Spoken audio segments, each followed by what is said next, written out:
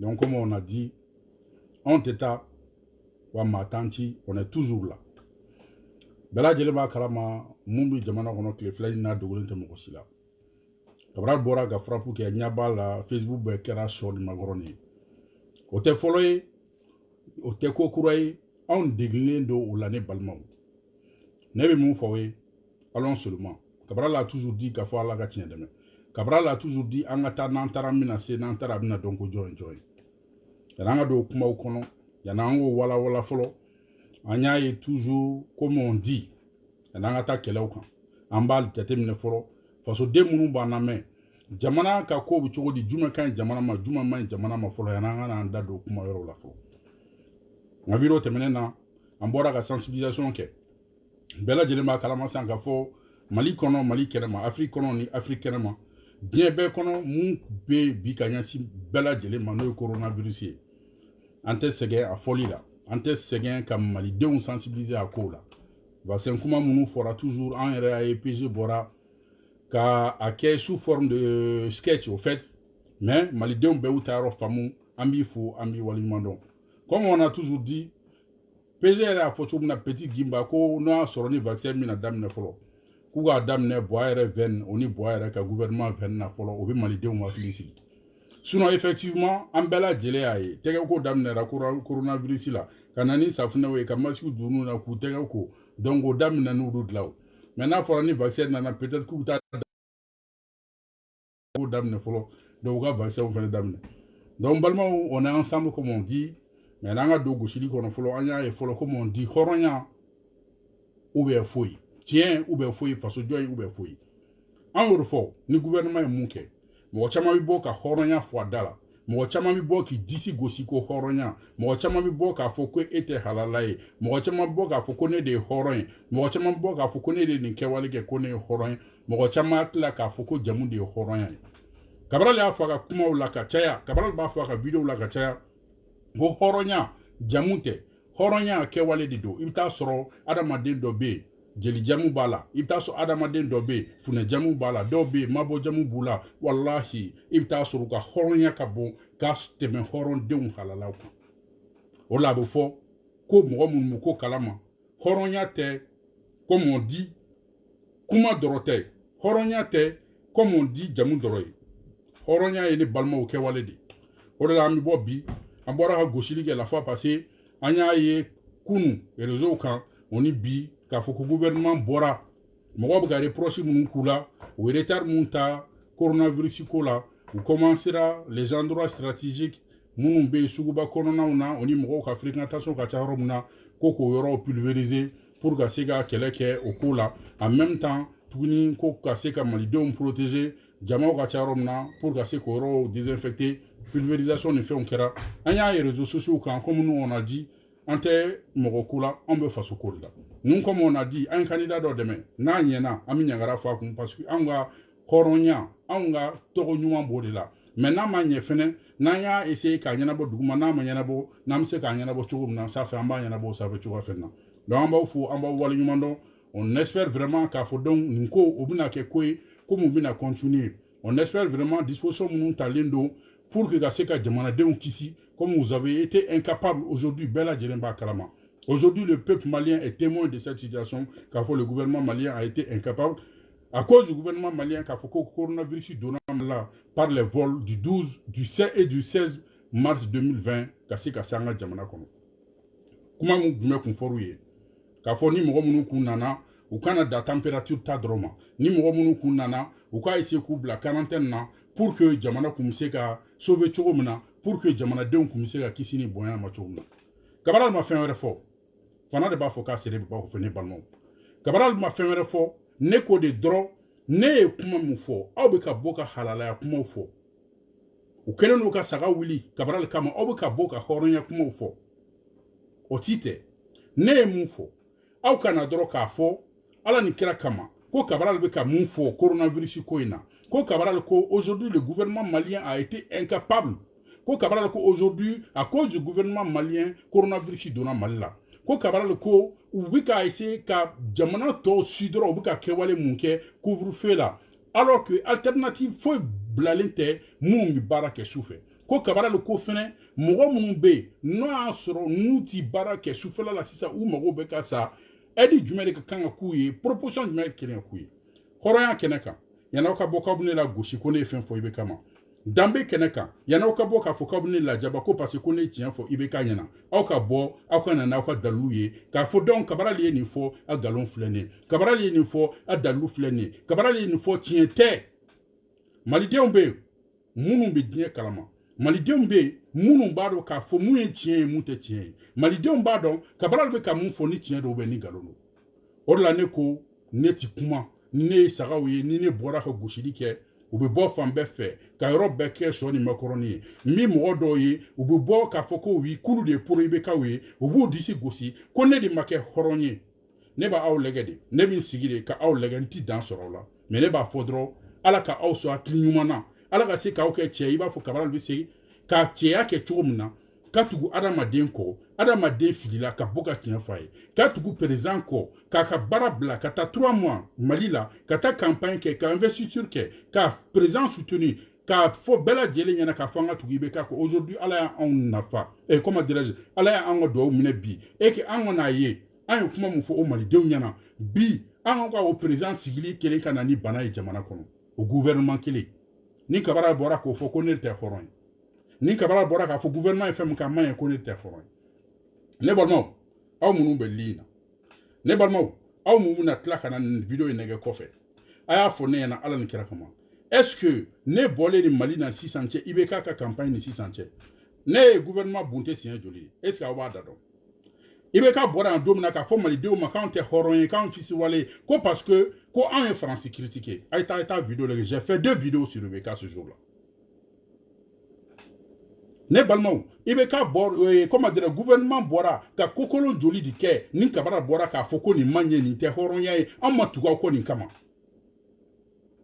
ne balimaw kabara bɔra yan don jumɛn k'i jɔ k'a fɔ tiɲɛ na ne ti se ka nin gouvernement in soutenir tuguni nka hɔrɔnya ti se k'an bila la tuguni k'a soutenir parce que an n'u bɛnna mun kan u m'a si kɛ an taara ka taa se fantanw ma k'a fɔ fantanw ye an bɛna aw dɛmɛ problème mun b'aw kan anw jeunesse mun ye anw tɛ fɛ aw ka wari minɛ président i bɛ ka bolo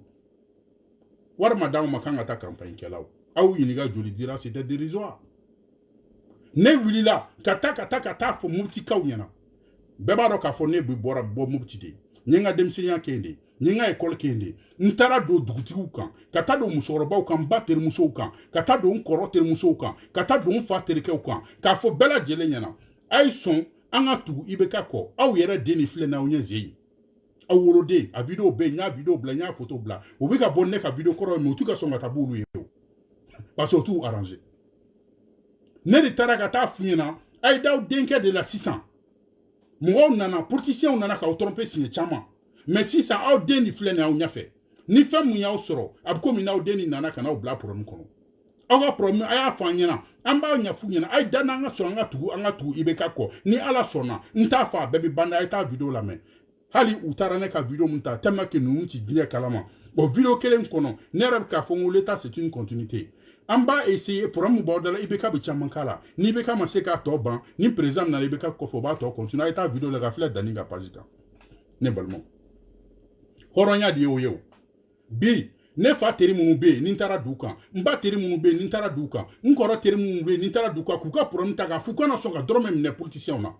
ne i bɛ ka gagné dans les zones de Mopti depuis ala ye da RPM ma deli ka gagné aw y'u ɲininka hali sisan législative la sisan u s'empara yen zone kɔnɔ ye hali sisan législative la sisan URD y'u dusu sa mais ne taara i bɛ k'a ma deli ka gagné yɔrɔ min na n'u taara ka taa ninnu mbitew bila u kan agresser parce que c'est les zones ils ont toujours gagné là-bas premier tour la y'u susu sa deuxième tour u taara agresser grâce à qui grâce à Cabral mais bi a bɛ ne fa teri olu kɔnɔ a bɛ ne ba teri olu kɔnɔ a bɛ ne kɔrɔ teriw kɔnɔ n yɛrɛ denmisɛn teriw kɔnɔ k'a fɔ n nan'u ta de ka t'u di IBK ma u nan'u ta de ka t'u di gouvernement ma sisan gouvernement sigira donc kelen k'u tromper n y'u janfa n ma kɛ hɔrɔn ye aw tɛ se k'o ye o de la ne tɛ kuma aw fɛ o ne b'aw sigilen de to dɔrɔn ne b'a fɔ n k'aw ɲinɛ de minɛ na n'aw bɔra ko hɔrɔnya aw mana bɔ ko danbe aw mana bɔ ko halalaya halalaya yɛrɛ dɔ de y'o ye fɔlɔ ka se ka kuma dɔ fɔ mɔgɔ ye i ka se ka kɛlɛ k'a tigi ye hɔrɔnya yɛrɛ bɛ daminɛ o de la fɔlɔ hɔrɔnya yɛrɛ ye jumɛn ye i ka se ka tugu mɔgɔ kɔ a tigi fililen i ko ko fasoko de ye ta ye e taara tugu mɔgɔ ko ko i bɛ ka ko tɛ an bɛɛ bɛ bɔ k'an disi gosi ko an ta ye fasoko de an bɛɛ bɛ bɔ k'an disi gosi ko gouvernement ko tɛ donc n'o gouvernement kelen filila an ka kan ka se ka bɔ ka tiɲɛ f'u ye o de ye halaladenya ye o de ye hɔrɔndenya yɛrɛ fɔlɔ ne balimaw tellement que ninnu dalakan bɛɛ banna tellement que argument tɛ ninnu bolo tuguni u taara ka taa hali ne ka vidéo mun ta a ye taa lajɛ aw ye vidéo kelen dɔrɔn ta aw bɛ vidéo sɔrɔ minnu ka ca ni nin ye siɲɛ 100 aw bɛ vidéo sɔrɔ kuma bɛ sɔrɔ aw da mun yɛrɛ bolo siɲɛ 100 ka tɛmɛ nin kan mais Cabral de bɛ yan Cabral de y'o fɔ ale ti taa wa a tɛ ci la GK nous on a dit c'est la force des arguments on a une seule conviction et un seul repère aw ma se k'o de faamu hali sisan ne balimaw ninnu bɔra ka ne ka vidéo mun ta k'a bila o vidéo kelen yɛrɛ kɔnɔ ne yɛrɛ bɛ ka n disi gosi n'a ye o bɛ ka IBK ka bilan 2013 2018 o bɛ ka o ni IBK ka programme an taara campagne k'a ye ka programme annoncé futur la c'est-à-dire 2018 2023 o bɛ k'a bɛɛ ta k'a bɛɛ ɲagami mais ne ti jigaw la parce que n y'o de fɔ saga tɛ se k'o faamu ne ti jigaw la parce que gawa tɛ se k'o faamu anw tɛmɛnen d'o kan o vidéo kelen kɔnɔ Cabral bɛ k'a fɔ malidenw ye an m'an disi gosi n'a ye k'a fɔ 2018 la anw nana ka na IBK soutenir sur l'agriculture fo bi a y'a fɔ an ɲɛna président jumɛn nana mun ye Mali budget national ta k'a kɛ 15% de c'est IBK an y'o fɔ nkalon don wa tiɲɛ don wa c'est fondé a bɛ yen hali sini a bɛ vérifier o ye hɔrɔnya ye ne de bɔra ka n disi gosi k'a fɔ depuis IBK nana fo bi Mali école ma deli k'a ne blanchi kɛ o kɛra kunu 2018 tiɲɛ don ou bɛ nkalon don wa hɔrɔndenw a y'a fɔ ne ɲɛna n'a delila ka kɛ ok bi ne bɛ ka bɔ bi k'a fɔ IBK en dessus ne bɛ ka bɔ bi k'a fɔ ko gouvernement dɛsɛra Mali école ko a bɛ cogo di bi a y'a fɔ ne ɲɛna hɔrɔnya kɛnɛ kan danbe kɛnɛ kan tiɲɛ kɛnɛ kan ala ni kira kama fasojɔ kɛnɛ kan a y'a fɔ ne ɲɛna aujourd'hui école Mali école bɛ cogo di bi kunu ni bi ne Cabral de bɔra o vidéo kelen b'u ka page kan sagaden a kelen k'o ta k'o bila ka page kan a t'a dɔn hali a t'a arrangé ne bɛ k'a fɔ depuis IBK nana n bɛ k'a défendre a ka bilan na k'a fɔ an m'a mɛn k'a fɔ ko Mali fonctionnaire ma sara 2018 ne balimaw nous sommes en 2020 aujourd'hui Mali fonctionnaire joli bɛ Mali kɔnɔ bi minnu saralen tɛ ala ni kira kama hɔrɔnya kɛnɛ kan a y'o fɔ ne ɲɛna o de la ne b'a fɔ aw ye la GK anw tɛ hali siran anw tɛ hali yɛrɛ yɛrɛ anw bɔra ka mun fɔ ka IBK défend o raison kelen bi o de bɛ ka ne bila IBK la o raison kelen bi o de bɛ ka to ne bɛ ka IBK critiquer parce que n ka hɔrɔnya n ka halalaya n ka faso kanu o tɛ se ka sɔn a ma hɔrɔnya filɛ nin a ye bɔ a k'a fɔ n ɲɛna k'a fɔ ko 2018 la Baba bɔra ka kuma minnu fɔ ko nkalon don k'a dalilu filɛ n bɛ bɛɛ défier ne sera Mali la don min na o ye IBK ka programme ta k'a d'a ma 2018-2023 sur l'infrastructure bi ne ɲɛ b'a la an y'o de fɔ anw impérialisateurs de nous sommes toujours à l'affût Cabral a toujours dit qui s'y frotte s'y pique Cabral a toujours dit an tɛ se mɔgɔ si ma mais ni cɛw se sera an ma i b'a ye niyɔrɔ kelen kan Cabral a toujours dit k'a fɔ an tɛ taa wa maa t'an ci Cabral a toujours dit k'a fɔ an bɛ affût de la toujours sɔrɔ ne yɛrɛ jɛɲɔgɔn dɔ hali ne ni Seku ye IBK ka programme de bilan mun défend ka tila k'a ka programme mun f'a kɔnɔ a ye tigi nana k'a den k'o partager quelques minutes après ka tila k'a effacer mais o y'a sɔrɔ ne tɛ sunɔgɔ la j'ai vu mais nin si tɛ foyi ye o tɛ problème ye aw bɛ taa ka t'o bilan kelen ta ne ni Seku ye IBK ka bilan défend an ye minnu f'a kɔnɔ n b'aw défier aw ka bɔ n'a contraire ye n kan tɛ programme ma programme comme on dit o bɛ ala de bolo hɔrɔnya o ni tiɲɛ n ye mun fɔ ne balimaw aw bɛ taa ta bilan aw bɛ na n'a ye ko Cabral ye nin fɔ ko c'était pas vrai programme mun fɔra a kɔnɔ o de fɔra anw ye o de kun ka kan ka kɛ wa ne ɲɛ b'o de contraire la sisan o de bɛ n bila hɔrɔnya n tɛ se ka malidenw janfa kuma bɛɛ filɛ nin o de la n ko ne ko min disi gosi ne ye IBK défend n'a ka bilan ye k'a fɔ année blanche ma kɛ école la écoledenw bɛ ka taa école la 2018 bi an filɛ 2020 la denmisɛnninw bɛ ka taa école la wa Mali école datugulen ça fait combien de temps solution selen ka sɔrɔ a la wa ne ka halalaya ne ka hɔrɔnya ne ka kan ka mun fɔ malidenw ye sa ne de y'a fɔ malidenw ye campagne na k'a fɔ depuis bɛ ka nana fonctionnaire problème kun bɛ yen mais fonctionnaire bɛɛ sera ka sara an filɛ 2020 na fonctionnaire saralen don bi wa halaya kelen dɔrɔn de don hɔrɔnya kelen dɔrɔn don mais ne y'o de fɔ aw ka misɛn ne kɔrɔ dɔw bɔra ka ne kɛlɛ u bɛ duguma baara la mais an b'a bɛɛ lajɛlen kalama an ka taa dɔrɔn bamananw ka kuma don e ni ne tɛ se ka jɛ ka wara faga k'e bɛna ne lasiran n'o kunkolo ye fo ka diɲɛ wuli e ni ne tɛ se ka jɛ ka wara faga ko ne bɛ taa ka taa e lasiran n'o kunkolo ye fo ka diɲɛ wuli o tɛ se ka kɛ mon frère m'i légɛ dɔrɔn de je te laisse venir ni ala ni kira sɔnna ne ye mun fɔ LOPM ko kuma la tiɲɛ de don ou bien nkalon de don kabara li ko k'ale ti don fali fɛ kulun kɔnɔ ne bɔra ka n disi gosi k'a fɔ malidenw ye a ye taa lajɛ ne ni se k'u ka bilan na n ko n'o y'a sɔrɔ ni fɛn bɛ mali armée kɔnɔ an bɛ se k'an waso ni mun ye bi n ko ye i bɛ k'a ka bilan na bi malidenw ka kan k'u waso ni mun yɛrɛ ye n ko ye armée ye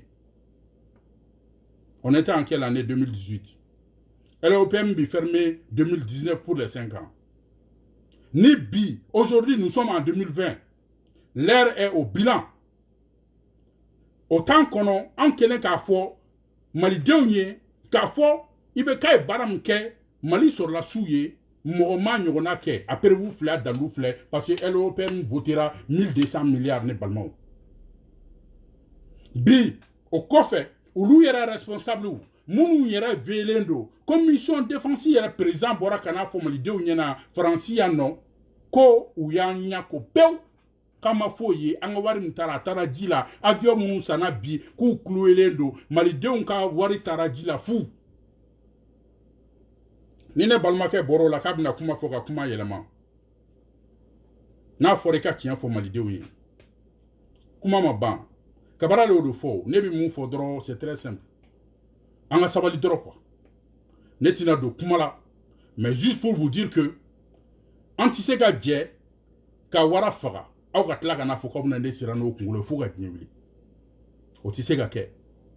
hɔrɔnya an bɛɛ b'a fɔ an da la an b'an disi gosi k'a fɔ k'anw bɛɛ ye jamanadenw ta de ni problème wulila an bɛɛ bɛ da baaraba la k'a fɔ k'an bɛ malidenw de nɔfɛ an bɛɛ bɛ k'a fɔ tiɲɛ na jamana ka changer jamana bɛ changer kan jumɛn kan n'o y'a sɔrɔ ni baara ma kɛ n'o y'a sɔrɔ ni tiɲɛ ma fɔ ne balimaw nɛnini tɛ o kabara de y'o fɔ c'est la force des arguments a ye na ni arguments ye an ka se ka ɲɔgɔn faamu ne ye mun fɔ président ma bi ne t'a dɔn mun na aw ja wuli kun bi o coronavirus ko in yɛrɛ la yɛrɛ moi j'ai été très gentil parce que je suis pas rentré dans les fonds ni ne kun min ni kuma yɛrɛ fɔ ma dali tɔ yɛrɛ kun to gouvernement na mais je suis sorti en tant que fasoden ɲuman k'a fɔ mɔgɔ bɛ ka kuma coronavirus ko la an ka kan k'an ka jamanadenw labɔ a kalama parce que bi anw yɛrɛ confiné don faransi yan kɔlɔlɔ mun b'a la jamanadenw ka kan ka bɔ a kalama gouvernement ye incapacité mun kɛ k'a sɔrɔ peut-être u kun bɛ se ka disposition ta pour k'an kisi nin ma ka se k'o fɔ malidenw ɲɛna ne balimaw ne y'a bi sagaden dɔw yɛrɛ bɔlen na ka kuma k'olu ye ne critiquer ko ma diya GK ye ko nous sommes en démocratie GK ko ko problème t'a la ni e yɛrɛ ye ka kuma faamu ne ye ma hakilima ye ne bɛ diɲɛ kalama e ko nous sommes en démocratie ko bɛɛ ka critique kɛ ne ye bɛ ka critiquer pourquoi e bɛ ne critiquer o la na ni dalilu ye dɔrɔn k'a fɔ a bɛɛ voilà nin bɛ tan nin bɛ tan nin bɛ tan mais tu dois pas me critiquer ko parce que ne ye tiɲɛ fɔ i bɛ ka n'a ka gouvernement la logique est où est où et alors pourtant toi tu me parles de démocratie o de la ne ko mɔgɔ caman bɛ bɔ ka vidéo kɛ mɔgɔ caman bɛ bɔ ka kuma ka vocaliw kɛ GK taw mɔgɔw la ninnu tɛ hali u yɛrɛ kalama mɔgɔ minnu yɛrɛ bɛ vidéo kɛ u b'u yɛrɛ lagosi u ka vidéo kɔnɔ mɔgɔ minnu yɛrɛ bɛna ka vocaliw kɛ u b'u yɛrɛ lagosi u ka vocal kɔnɔ ni anw ko an b'olu bɛɛ jaabi est ce que anw b'an yɛrɛ dɔn wa kabara le b'o de fɔ ne balimaw o wulilen don tɔgɔ tiɲɛna ne ka vidéo kɔrɔ tali la ka na n'a ye a ye taa na ni ne ka vidéo kɔrɔ fɛn fɛn bɛ yen o vidéo kɔrɔ ninnu kabara le ye hɔrɔnya mun fɔ o kɔnɔ GK ye halalaya mun fɔ o kɔnɔ GK taara se mɔgɔ minnu ma ne de bɔra k'an disi gosi k'a fɔ n dalen tɛ nin gouvernement in na tuguni parce que y a pas de coordination ne de bɔra k'a fɔ n ye nin gouvernement in ka soutien jɔ n dalen t'u la tuguni parce que y a pas de considération ne de bɔra k'a fɔ n dalen in na tuguni parce que u ye kuma min fɔ an na an ka taa fɔ fantanw ɲɛna aujourd'hui nos parents souffrent mɔgɔ si tɛ yen mun k'an ka téléphone ta pour que an ka se k'u ka kɔlɔlɔ f'u ɲɛna n ko ne y'a ko suspend ne balimaw o hɔrɔnya o dɔrɔn de don sinon fɛn wɛrɛ tɛ ne tika ibeka kelela o ne tika gouvernement kelela o kabara le afupi aujourd'hui nya fo signé chama hali kunu nya montage ke nya parti bla ne ka video keme de be ne bi tia fo ibeka nya na yoro mi tia fo gouvernement nya na yoro mba fo ala kana dusu do ne kon ne ka se ka fo ne bi nan sigi réseau ka ngombu kele ni de kele o mbora ka tinyere fo ni de kele ya est ce que awu kele nya don quand les kele munun ke aya jatim 2017 kana se 600 na ulu de kele wi dongo da me nyona dongo da mi bon prévu dongo da mi nyon goshi dongo da mi nyon taka nyon pren ninta fle de kele mais ka fo ye karsa soutenu karsa flila ibora ye tian fa yikunga kan aketa imaka aketa mo sonima e bora ka mali de ndoya e de anwa président e de anwa représentant imaka nga sonima ne balon kabral ma kuma lisan foro mo ba kalamo an ambassadeur be français e be kay mu fo mali de nyana quand on vote aller ni ambassadeur fenana non ma se ka mali de nga keleke obeseki on be akili balawo e be kay afo an nyana ka fo ambassadeur fenana ta mali kokan si tu te bats pas pour le Mali pour la dignité du Mali l'honneur du peuple malien qui est rappelé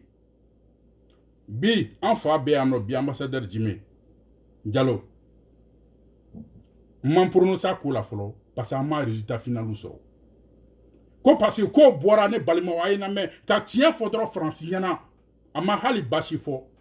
Jimé reste na hali francien parce qu'il a été gentil parce à cause ko français légion étrangère ou John des français légion étrangère oui français ou légion étrangère de bla kata keleke jamana weroka mais au légion nous français des représentants Jimé on peut dire que même il a eu peur parce que pour ne pas attaquer la France directement avec comment djengé ko légion étrangère ou présent et fait na Willy Jona comment dirais-je ka Tcheblé na Willy vite fait qu'avion ta kana français Tcheblé sikile tubabu koro fa ba tege korota aya fama alan kirakama amma ke donata borata Jimé mu fo antaro ado gona e kuma mu fo ma tege korota len do chogo muna beba do ko ni tanyuma ne ma kuma o la follow on attend ni président ko kale na mali de nga herere kama anga ambassadeur mu sera ka boka ke tcheka kinya fo français o nyana et que e o wili ka bo anona on ne parle pas d'abord on attend la confirmation ni ne ko ne bi gouvernement gauche to de bitoni na aya fo on nyana bi horo ya keneka ay ni gouvernement mu soutenu ni gouvernement mu ko kulu bi sekola ni gouvernement mu ko kanga ta kuma fantan fe ni gouvernement mu ko kulu na mali de nga here kama ni gouvernement mu ko an mako na ambassadeur maseka ka baraka ke bi sigi depuis 2018 mana fo bia fa on nyana an pro ibeka o an munu bora kele ko ibeka am se ka andisi gosini juma de mali de nyana bi ay kele fu doro fone na ala ni kila kama kele ndoro mba nyina o fe.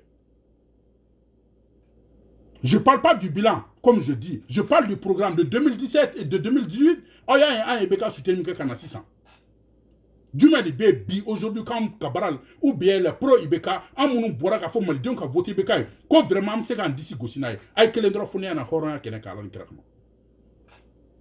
ni ne ko ne bi ni gouvernement gaucher c'est toboto dina ni gouvernement yina de binena menga halalaya nga leaderia mo ben na meni munke je ka mun ba an no fe anti se kan datu ko do kan o de bine blaka kuma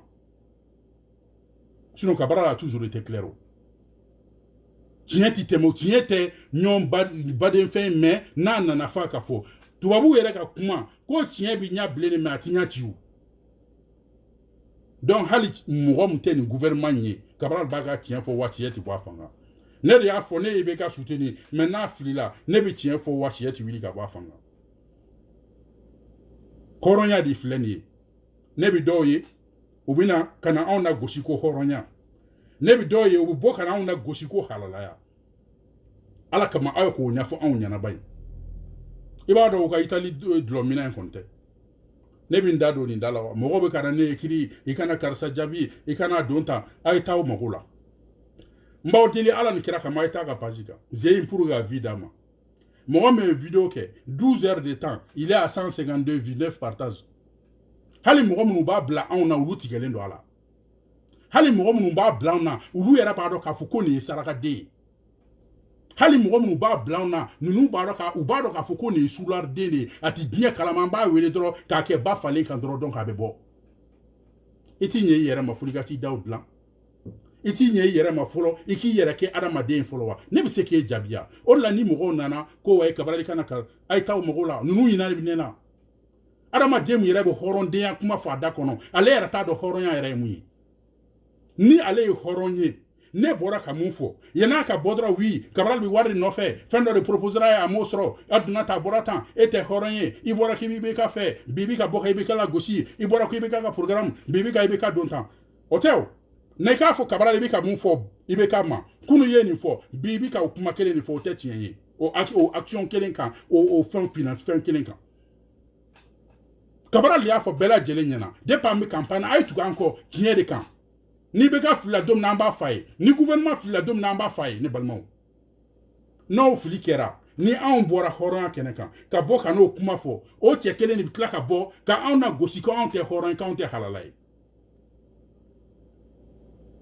depuis o yɔrɔ e ka kan k'a dɔn k'a fɔ ko saraka b'e kɔ ni e tɛ ni dangadenya tɛ e kɔ ni e tɛ ɲamaden ye c'est-à-dire e yɛrɛ k'i jateminɛ i bɛ video kɛ ni maliyɛn den bɛɛ ye i bɛ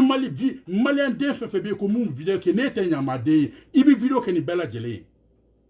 mais e ka maliyɛn den kelen tɔgɔ fɔ ne ye hali bilakoro den minnu b'u ye sisan n'u bɛ ka video kɛ ka mɔgɔw nɛni hali olu sigilen don ni e ye depuis o yɔrɔ e ka kan ka dɔn k'e ye sarakaden ye depuis o yɔrɔ e ka kan k'i sen bɔ video kɛ la 12 heures de vidéo o yɛrɛ y'a ye e ye 152 vues sɔrɔ parce que mɔgɔ minnu bɛ k'e bila ne la olu bɛ taa don i ka video kɔnɔ k'i ka video partager pour que a ka se ka ye 12 heures de vidéo 152 vues 9 partages ne balimaw ne bɛ se k'o répondre k'e bɛna hɔrɔnya kuma fɔ ne ɲɛna mais ne y'o de f'u ɲɛna bamananw b'o de fɔ zana na ne balimaw ko donso sɔgɔsɔgɔbatɔ a y'o to yen aw kana danga aw kana foyi fɔ a ye maa min bɛ sɔgɔsɔgɔ la donso marifa b'a bolo ale bɛ sɔgɔsɔgɔ a tɛ sogo sɔrɔ wa a t'a yɛrɛ sɔrɔ nin sarakaden bɛ yen fo ka den wuli e ti se ne na ne de b'o f'e ye a tɛ e ni ne ni ɲɔgɔn cɛ wa e ti n'i yɛrɛ sɔrɔ i b'i si ban jugusagodenya la réseaux sociaux sanfɛ e ti kɛ foyi ye parce que e bɛ hɔrɔnya yɛrɛ fɔ fɔlɔ e ti hɔrɔnya dɔn ni e ye hɔrɔnden ye e ti se ka bɔ ka ne lagosi ko ne bɔra ko ka tiɲɛ fɔ i bɛ ka ko la ne e ye halaladen ye e ti se ka bɔ ka ne lagosi k'a fɔ bi le président a été incapable son gouvernement a été incapable bɛɛ sɔnn'a ma bi olu yɛrɛ bɔra ka communiqué kɛ k'olu sababuya dilan u y'a to vol nana ka na don ni banabaatɔ ye Mali kɔnɔ bi ka taa an contaminer an bɛɛ jɔrɔlen don bi an balimaw bɛ Mali la an b'a dɔn dɔgɔtɔrɔsow man ɲi an b'a dɔn médecin t'an fɛ yen foyi t'an fɛ yen masque t'an fɛ yen e yɛrɛ bɛ dugu min na bi saya min bɛ yen a tɛ dugu si la ni ne bɔra k'o fɔ e bɔ ka ne sigi ko ne tɛ hɔrɔn ye balimaw hɔrɔnya bɛ min sa halalaya bɛ min mais ne tɛ jigi la parce que n y'o de fɔ ɲɛna ne bɛ dugawu de kɛ e ye dɔrɔn ala k'e bɔ dulɔ min na ne bɛ dugawu de k'e ye dɔrɔn ala k'e bɔ e bɛ jugusagodenya min na ni musow ni denmisɛnninw ni bilakorow b'e wele dɔrɔn ka bɔ k'e bila anw na dɔrɔn parce que ni e m'o kɛ e tɛ se k'i ka 20 vues ou i ka 100 vues sɔrɔ ne b'e faamu donc balimaw n tɛna temps perdu ale kan temps tɛ yen sarakaden ti kɛ foyi sarakaden kɔ n y'o de fɔ donso sɔgɔsɔgɔbatɔ a ma se an k'a fɔ ko zeka b'a ka temps perdu la o tɛna sogo sɔrɔ o tɛna n'a yɛrɛ sɔrɔ ne balimaw ko an bɛ marché ɲini na ne bɛ ko kelen fɔ malidenw ɲɛna Cabral de b'a fɔ a b'a disi gosi n'a ye moi je suis un homme d'affaires n y'a fɔ bɛɛ lajɛlen ɲɛna mon souhait ardent c'est d'être soit un politicien incontournable au Mali ou soit un homme d'affaires incontournable ne m'a yira mɔgɔ si la ma dogo mɔgɔ si la n balimaw ko ne bɛ marché ɲini na aw ti mun kalama mɔgɔ minnu b'a fɔ aw ɲɛna ko ne bɛ marché ɲini na mɔgɔ minnu b'a fɔ aw ye ko Cabral donna ta k'a bɔ a y'u ɲininka k'u ka tiɲɛ fɔ aw ye bawo u tɛ ka tiɲɛ fɔ aw ye o aw ka s'u ma non aw bɛ ka mun fɔ Cabral ko in na tiɲɛ tɛ a y'a ɲɛfɔ an ɲɛna ɲɛ bɛrɛbɛrɛ mun b'a la dɛ k'u k'o fɔ aw ye aw wulila ko 800 millions ka jugu ne dɔgɔ ne ka ko la o sisan maintenant hali sisan moi je suis en train de postuler sur des marchés à hauteur de milliards n'a t'o de kalama ne b'o fɔ ye c'est pas parce que ko ne IBK dɛmɛ k'a sɔrɔ depuis yan'o tɛ ne bɛ n ka marché kɛ c'est pas ne IBK dɛmɛ wagati jumɛn en 2018 Nissan ça fait même pas 2 ans depuis yan'o cɛ ne bɛ postuler marché la depuis yan'o cɛ ne bɛ n ka marché ɲini kɛ vous pensez que parce que ko ne IBK dɛmɛ de ko ne b'a arrêter ka marché ɲini yan ne ma marché foyi sɔrɔ fɔlɔ wa ni m'a sɔrɔ IBK ka taa na ni IBK taara ni président min fɛnɛ nana Cabral bɛ continuer toujours ka postuler ni garisɛgɛ b'a la don min na n b'a sɔrɔ wa ni ne y'a sɔrɔ IBK ka temps fɛnɛ na ne tɛ n dogo aw la ko ne y'o marché sɔrɔ o aw ye malidenw ye ka tɛmɛ ne kan wa n ko maliden dɔw bɛ ka IBK soutenir u ye logement sɔrɔ maliden dɔw bɛ ka IBK soutenir u ye mobili kɔrɔlen denw sɔrɔ u bɛ ka bɔ ka mɔgɔ dɔgɔya ka mɔgɔ bila fili la fɛn wɛrɛ ma d'aw ma fo mobili kɔrɔ aw ka fisa den malidenya la mais ne bɛ k'o de fɔ aw ye kabako don quoi ne tɛna n da yɛrɛ don o kuma na marché ka dɔgɔ Cabral ka ko la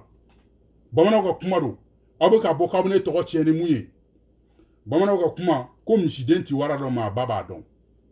aw k'u ɲininka dɔrɔn k'u ka tiɲɛ fɔ aw ye ba ye u yɛrɛ bɛ mun fɔ ko Cabral ni karisa wulila dɔrɔn an bɛ 200 000 d'o ma an bɛ 100 000 d'o ma an bɛ 300 000 d'o ma dɔrɔn ko ɲɛnabɔra mɔgɔ si tɛ kɔrɔ Cabral e yɛrɛ e bɛ fini minnu don anw b'o de don e bɛ samara minnu don anw b'o de don e muso bɛ saki mun ta anw muso b'o de ta donc ni mɔgɔ depuis o yɔrɔ ne y'a faamu k'a fɔ ninnu tɛ se ka ne sɔn depuis o yɔrɔ ne ka mɔgɔ tɛ ninnu ka fɛn na est ce que a y'a faamu min y'o de fɔ u ka don aw kunkolo la bi n'aw bɛ sarakadenya la samara donni na 20 euros aw ɲininka ne taara campagne na ne n'u bɛ ɲɔgɔn fréquenter an bɛ ɲɔgɔn wele u bɛ samara min ye ne san an y'a f'u ɲɛna k'u k'a da fɔ aw ye u bɛ fini minnu ye ne kan na a y'a f'u ye k'u k'a da fɔ olu yɛrɛ b'o de ɲini k'o don n'u nana faransa u b'a san donc ne tɛna n yɛrɛ mɔgɔ ma yɛrɛ da nafa t'a la comme on dit mais allons sur ma a ye kuma wɛrɛ fɔ mun t'o ye o de la Cabral b'a fɔ mɔgɔ minnu bɛ k'aw ne k'aw bila ka video kɛ ne kan aw k'a f'u ye k'u ka tiɲɛ fɔ aw ye o de la Cabral b'a fɔ n tɛ se ka jɛ ka wara faga ɲɔgɔn fɛ aw ka tila ka na k'aw bɛna ne lasiran n'o kunkolo ye o tɛ se ka kɛ o fo ka diɲɛ wuli ça c'est impossible ne tɛ taa wa maa tɛ n ci ne balimaw ninnu bɛ ka tila ka wuli tuguni u bɛ ka ɲinɛ mun kɔ u bɛ bɛɛ critiquer ni mɔgɔ minnu wulila tellement que nin gouvernement in défend yɔrɔ t'a la hali olu yɛrɛ bɛ ka mɔgɔ minnu ta bi n'u kɛlen ka Rasamu ta jelibadenya la n'u kɛlen ka mɔgɔ minnu ta ou bien minnu kɛlen k'u yɛrɛ kɛ ko pro IBK k'u bɛ ninnu soutenir ni aw ye hɔrɔnden ye Ala ni kira kama Cabral ma fɛn wɛrɛ fɔ ne k'o de dɔrɔn k'aw kana gouvernement in soutenir k'a fɔ k'a bɛ wari ta ka taa d'u ma u ka taa ka taa di n'importe comment u ka sunguruw ma ou bien ka manamana ko kɛ n'a ye an k'a essayer ka système wɛrɛ sigi an bɛ se ka dɛmɛ lase jamanadenw ma cogo min na sans passer par eux mɔgɔ jumɛn de bɛ yen mun gouvernement soutenir k'a dɔnnen don u kɛlen ka wolosoden mun ta jelibaya la ni micro b'a bolo dogo dogo ko coronavirus ale yɛrɛ ye mun fɔ aw ye ko nin gouvernement an dalen t'a la an tigɛlen don a la wa maa tɛ wa maa ma kan ka da u la ko ni maa mun ko k'i ti dɛmɛ lase aw ma ka dɛmɛ ye cogoya wɛrɛ la Cabral m'o de fɔ wa mɔgɔ dɔw bɛ yen ko pro IBK u bɛ ka video kɛ dogo dogo k'u bɛ mɔgɔw ka video contredit olu yɛrɛ bɔra k'u sigi ka video kɛ ka IBK soutenir o video kelen na ka tila k'a fɔ k'an dalen tɛ nin gouvernement in na k'a kɔnɔ ko wari d'a ma Cabral ye mun de fɔ o kuma kelen tɛ wa mais ne balimaw ne b'o de fɔ aw ye Ala k'an sɔn hakili ɲuman na hali sisan Cabral bɛ dugawu mun k'aw ye Ala ka se ka faso kanu don an na hali sisan n'aw bɔra ko mɔgɔw bɛ fɛn ɲini na Cabral a toujours dit politique yɛrɛ ye n t'a fɔ fɛn ɲini dɛ mais intérêt ko de politique yɛrɛ i bɛ kɛlɛ kɛ politique la ni Ala y'a to n'i ka président nana ou bien ni Ala y'a to n'i kɛra candidat ye ça veut dire que i bɛ se ka faso dɛmɛ cogo mun na en tant que politicien i b'o de kɛ o de ye politique yɛrɛ ye ne balimaw IBK est président de la République depuis combien d'années 2013 kana 2018 là 5 ans ko jumɛn de bɛ yen IBK nana malidenw dara la ka vota ye plus de 77% parce que an bɛɛ kun dalen don a la au moment na John kun bɛ se ka bɔ k'a fɔ k'IBK y'a dɔ ta ou bien k'i ma bɔ ta yanni bilan ka ban yanni fɛn ka ban kɛnkɛnna fɔlɔ ka ban IBK ko kɛra cogo di ne balimaw malidenw fɛ aw ɲinana dɛ mais mun y'a to IBK kelen in sɔnna k'a présenter tuguni pour 2018-2023 k'a sɔrɔ a fa nin na a burujara fɛn bɛɛ bɛ ka d'a kan privilège min bɛ président la dɛ kasa duman b'a la a bɛ avion mun ta ka pan chauffeur b'a nɔfɛ bɛ kule a bɛ V8 climatisé o kɔnɔ sebini kɔrɔ kelen don palais ye n t'a dɔn n bɛna fɔ cogo min na président bɛ se ka privilège minnu sɔrɔ famille bɛ privé o de y'a to a y'a présenter donc intérêt ko de don ministre jɔli bɛ yen o bɛ yaala la mɔgɔw ka da la Ala ni kira kama ni révision mina kɛ don min comment dirais ni ministre yɛlɛmani mina kɛ moment min na ou bien n'o y'a sɔrɔ ni président ko sisan ça va pas fo gouvernement ka se ka yɛlɛma ni gouvernement mina yɛlɛma o bɛɛ bɛ taa boli ka taa don moriw kan au bout sommeau wele au bout avoir dans ce moment ça va pas aujourd'hui d'ailleurs donc si ça maintenant et le maniement quand ngato ministre là a donata borata mais pendant ce temps a ministre kelen bebe ka kumana ou bebe ou d'ici gosila kuluga sarati teme 1 million kané balmo awa sarati teme 1 million kan ministre jumel bebi comme un demi après le bac ko bac sur ko demi ka école ke malay a ou compter ministre joli bebi mali courant amba nyado mali dépense amba nyado awa sarati 1 million bon mais mun kelen ku dija ministre ko ya na pepe kutabla privilège mbala onu bu mu sora kola antina to fo ke débuté ou flé bourboul la ou commune non ou ta sutara montala do yere bi aforu yena ku ye hali mo ko faka ko sugu betara ka dawka mais hali sisa ou tene kule la fambe ko fuka ke débuté wa mun yake privilège mbala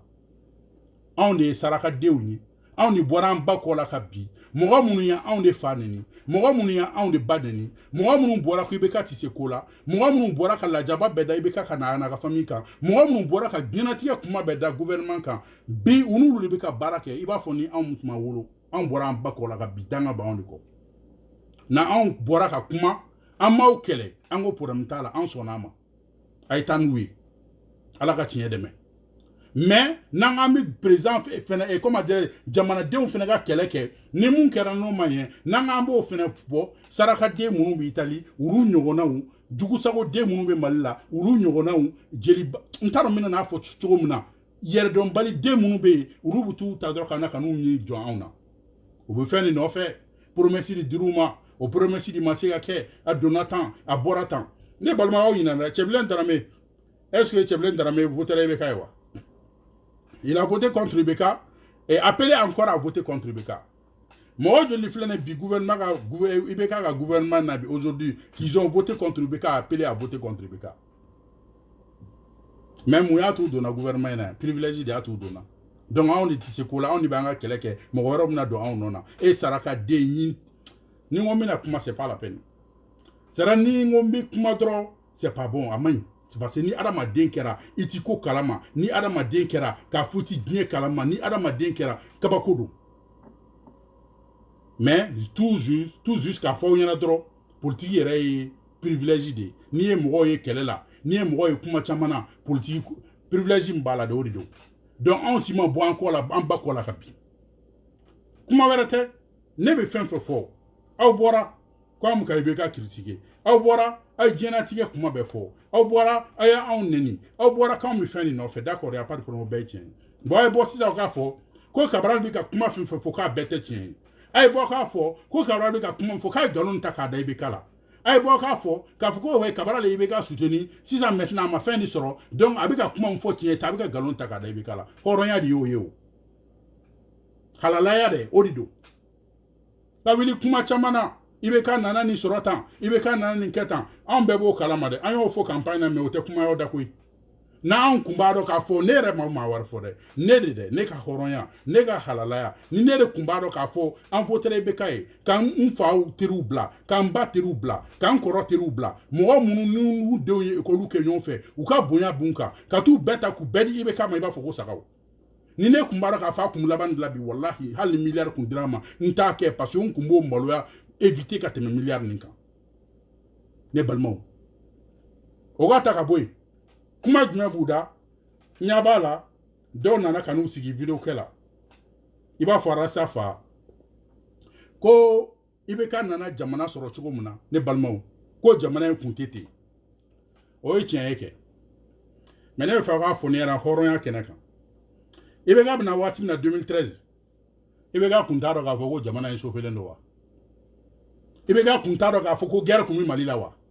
mo ibe ka de bola ka fo an nyana ya ko atete desira ko atete ga kanga taka boy ko mali bi yorom na bi ni atete mata kanga sur la sou bebi ban ko mali bi yorom na bi ni atete mata ko mali ko ere bana don yo fo yana ne balmo ale ibe ga kele interview be de o lamba fo wala ka barga do Facebook da bagala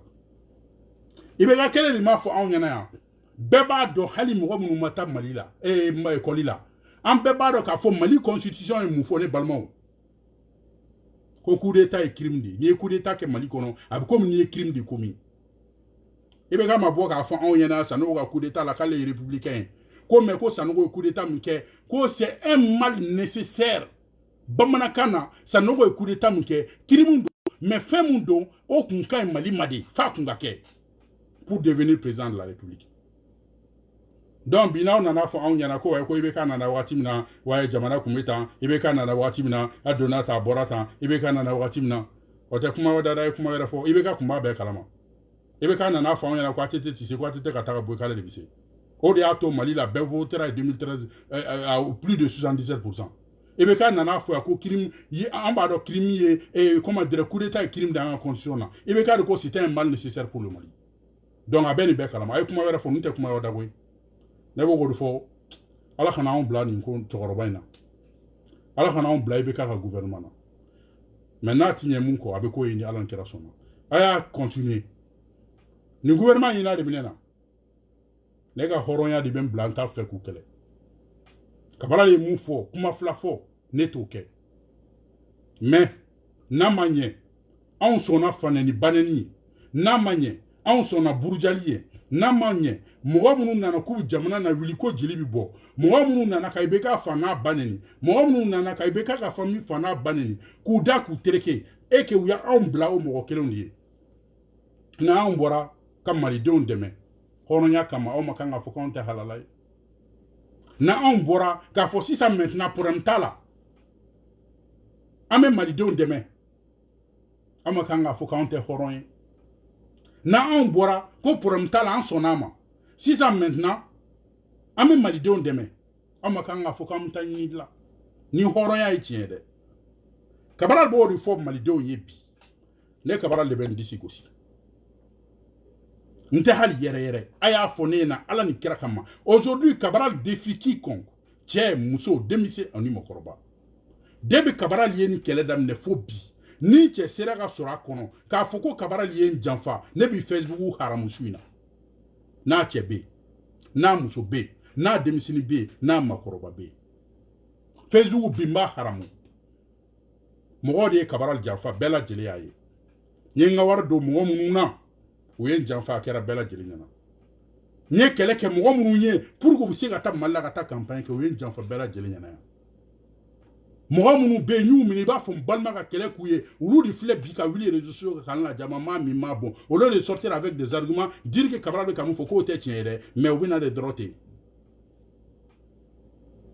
n bɛ cɛ défier n bɛ muso défier n bɛ denmisɛnnin défier n bɛ mɔgɔkɔrɔba défier ni mɔgɔ min sera ka sɔrɔ bi k'a fɔ ko Cabral ye den ne janfa nin kɛlɛ in kɔnɔ Facebook bi ne b'a haramu mais n k'o de la n ko kuma man ɲi hali anw ka ko mun b'a kɔrɔ an b'a bɛɛ dɔn mais an tɛ kuma on ne dit rien parce que nous on a dit on ne vit pas de cette vidéo là on ne vit pas de cette révolution au fait au-delà mɔgɔ minnu bɛ vit là de cette révolution ne b'o faamu Cabral ne vit pas de ça vie wɛrɛ ba anw na mun tɛ nin ye an bɛ nin kɛ parce que aujourd'hui an kɛra leader ye aujourd'hui nous sommes des influenceurs sur les réseaux sociaux aujourd'hui mɔgɔw b'an lamɛn donc an bɛ bɔ an bɛ kuma sinon ne ka baara tɛ nin ye mɔgɔ minnu yɛrɛ ne dɔn fɛn minnu ye vidéo kɛ na u bɛ ka jigin ne na garadiw tɛ kelen comme on a dit société classique de mais n'i kɛra leader ye adamadenw sɔnna ka da i la adamadenw sɔnna ka tugu i ka idéologie kɔ i kɛtɔla k'i sen sama ka bɔ ko dɔ la a ka gɛlɛ a bɛ k'i b'a fɔ janfa hali o de kelen ka ne siran hali sisan ka bɔ k'a fɔ min sen bɔ nin ko in na parce que mɔgɔ dɔw ye dara n na il y a des gens qui me suivent il y a des gens qui suivent mes vidéos hɔrɔnya cɛ tɛna anw de b'o la o halalaya muso tɛna anw de b'o la o o y'anw taabolo de ye anw bɛ vi n'o ye anw bɛ respirer n'o ye ne balimaw c'est-à-dire n bɛna mun fɔ aw ye dɔrɔn c'est très très simple i bɛ ka kuma pour moi n t'a fɔ c'est le passé a y'o to kɔfɛ aw tɛ se n'aw bɔra k'aw bɛna ne tɔgɔ tiɲɛ a ye bɔ ni argument ye n'aw bɔra k'aw bɛ taa ne ka vidéo kɔrɔ ta a ye na ni ne ka vidéo ye mun ne ye mun fɔ kunun o ni bi ta bɛɛ ye kelen ne bɛ ka bɔ ka i bɛ k'a lajaba sinon kuma bɛ Cabral bolo mais an tɛ taa o terrain ka nafa t'a la ne balimaw bɛɛ lajɛlen b'a kalama bi comme on a dit n ye vidéo partie dɔ tigɛ k'a bila an ka page kan mɔgɔw y'a ye CDR bi ka ne kɛlɛ kun jumɛn na depuis ne bɔra ka vidéo kɛ fo bi CDR ma se ka sunɔgɔ u ma da u ma sunɔgɔ ne balimaw Leur faut aw n'était ne n'aw clara 3 ans n'yaw ke aw bas na muso sagoy 3 ans ka ke nta do aw jugu sagoy 3 ans ka ke malidenw sagoy ne balmaw aw ka tansine bolo ne bi mu fodro mwangata nantara amina se nantara bina do ko join ne balmaw way na me ko sobe ne kuma kele mu fo ni nunu mu ka bobi kubu ne ka video korota ni nunu mu ka bobi kubu kanela goshina ye oluga gidi o ko kele fo ya ko ni gouvernement mo ko tika dala me obi jeli ba la ono fe obi danga dia saraka dia la ono fe bi ne be kuma aw fe wa ni horon be seder kono bi ni halala bi seder kono bi aw ka boka mo neni ayo ka gidi la me ala ni kira kama en 2017 juillet 2017 seulement avec un mot fora république buzu travail kono sur l'assistanat quoi li mo taka mana sena ko ka warita ka taka nayi pour ka ta Mali armée demain adonata borata amanto yano amam banga fonke on y ba musota on y bi docteur sojo on y bi ninketa ko utanga impota ko ka ta kusa wo ine balmo kale ka système mu lutter contre l'assistanat a vidéo nya blanga page ga bi ay ta la main nunu le bise ka bo kana horonya kuma fo mo nyana nunu ne bise ka bo kana halala kuma fo mo wana mais tellement ku mololendo tellement que tayro tula don na fora ko mo mi ne fo kunu ima soma bidro wi boli ka to tiga video takana ka fo don ku ka gidi nyogona o frère jumeau sorola ou ba fo bi ouais kabara lidela ka fanga gidi ma 600 kabara yere be ka soutenir 600 fle ka ni fama ne barma o kelentera kabara libo wala we je ka libo wala we de balmo na akili bala Musa Mara ibe ka comme dira rasa bora ka Musa Mara soutenir Musa Mara ma ke foye o kofe a bora ko la goshi ka ginyana tige sombeta ka dola o nana bi ka tla ka Cheikh Morbo soutenir ayo la goshi ko attaquer ka ginyana tige sombeta ka dola ne balmo aujourd'hui nous sommes en 2020 ce même Musa Mara est candidat aux législatives en 2004 arasa kele ni ko Musa Mara de bise kola arasa kele ni ko Musa Mara di ye horon denye ko Musa Mara ni ma delika mine Mali la suyenin kono ko Musa Mara ni ma delika mine kola ko Musa Mara di dontola Mali ko la gouvernement ni meria ni fon bela ko don kaya ka fen fo aka bien fo anyina na mu fo Musa Mara ma o ekele a fo ko kele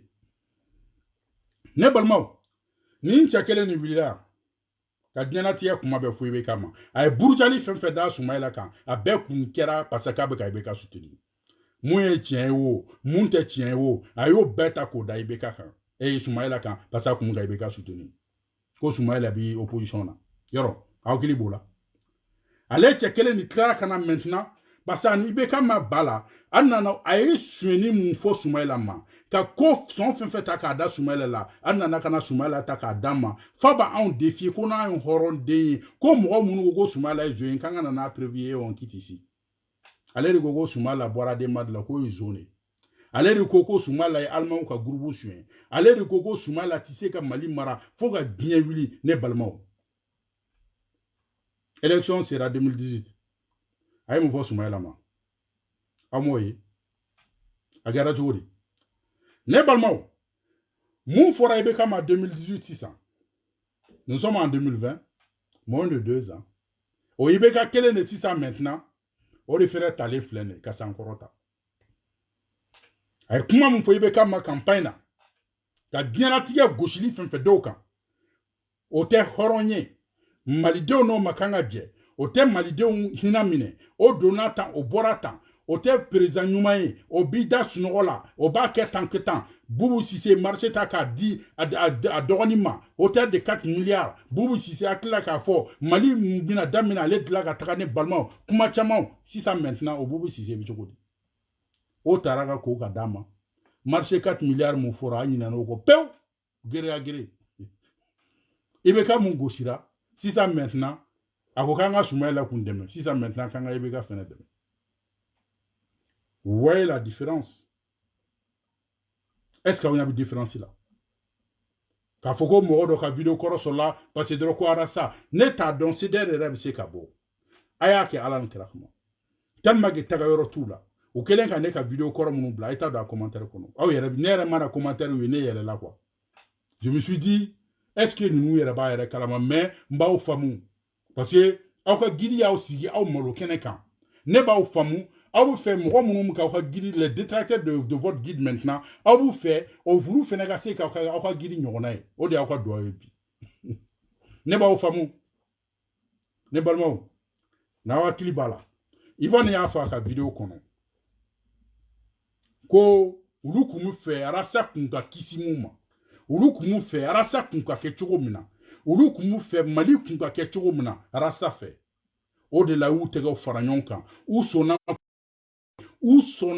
u muso ka ta kuto u sona unu muso eso musa u ka se ko perdi u sona u ka se ku de perdi u sona u ka se ku balmo perdi ou sona ou nous signons la kele nere ba argenté ya ne signon donc min kera fait c'est un pour Ibeka